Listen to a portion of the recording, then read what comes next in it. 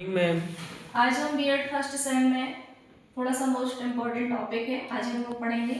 तो इसके लिए हमें देखना है, आज हम पढ़ेंगे निस्पंदन का सिद्धांत। ये हमारा paper 2 education in India status problem and issues, इसमें बताया गया है।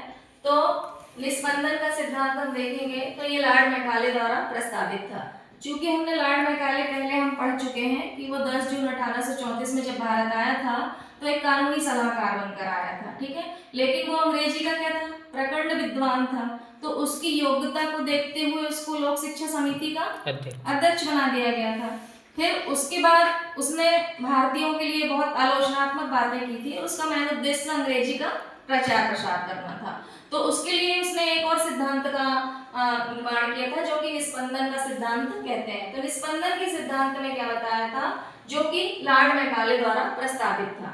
उन्होंने कहा था कि ये सिद्धांत समाज के उच्च वर्ग और मध्यम वर्ग के जो लोग हैं, है ना, जो समाज के उच्च वर्ग और मध्यम वर्ग के लोग हैं उनको अंग्रेजी शिक्षा दी जाए। क्यों दी जाए भाई अंग्रेजी शिक्षा?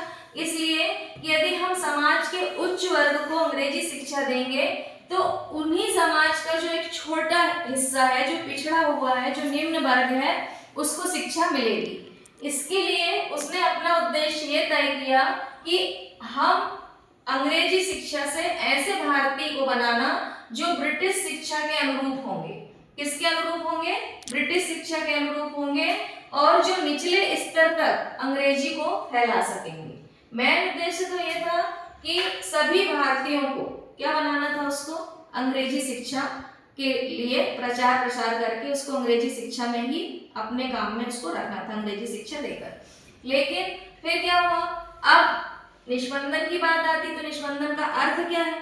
तो इसका अर्थ यह था कि छानना या निखारना, मतलब शिक्षा के प्रसार को, जो अंग्रेजी शिक्षा है उसका प्रचार प्रसार ऐसा करना कि जो शिक्षा है वो सरल और सुविधा युक्त बनाने की दृष्टि से इसे तत्कालीन शिक्षा नीति ने सिद्धांत को स्वीकार कर लिया। जो तत्कालीन शिक्षा नीति थी, इस सिद्धांत को इसलिए स्वीकार कर लिया कि उच्च वर्ग के भारतीयों को वो क्या करेंगे, अंग्रेजी शिक्षा देंगे। तो उच्च वर्ग के भारतीयों और मध्यम वर्ग के भारतीयों को अंग्रेजी शिक्षा प्रदान करेंगे और वो जो उच्च वर्ग के और मध्यम वर्ग के भारतीय हैं वो उनके ही समाज के निम्न वर्ग और पिछड़े वर्गों को क्या करेंगे, अंग्रेजी शिक्षा का प्रचार प्रसार करेंगे, उनको अंग्रेजी शिक्षा सिखाएंगे।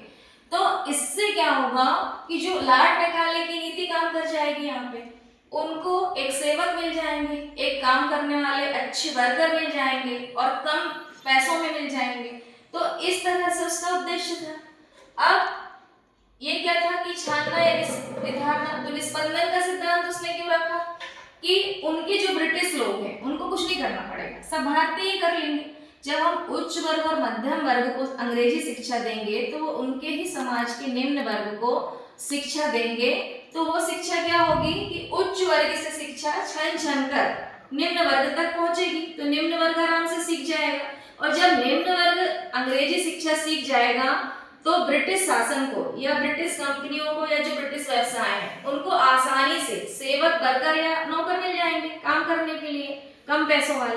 तो उनका ये सिद्धांत यहाँ पे लागू हुआ और उन्होंने ये शुरू किया। तो निस्पंदन का अर्थ यहाँ पे क्या बताता है कि छानना या निखारना, यानी शिक्षा के प्रसार को सरल और सुविधा युक्त बनाने की दृष्टि से इसे तत्कालीन शिक्षा नीति ने स्वीकार कर लिया।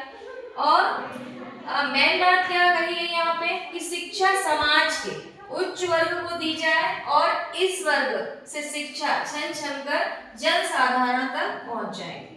और इसमें ऐसा लगेगा कि ब्रिटिश का तो कोई हाथ ही नहीं था और ब्रिटिश क्या करेगा, भारतीयों को सेवाएं प्रदान करेगा, यानी नौकरी में रखेगा, व्यवसाय में रखेगा।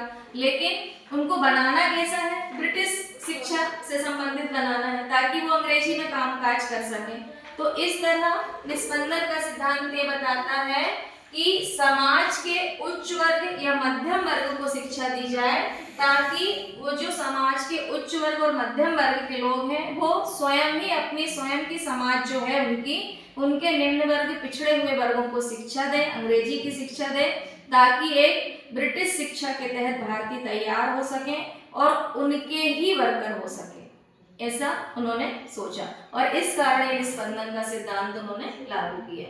तो ये हो गया निस्पंदन का सिद्धांत। ठीक है, अब आगे देखते हैं।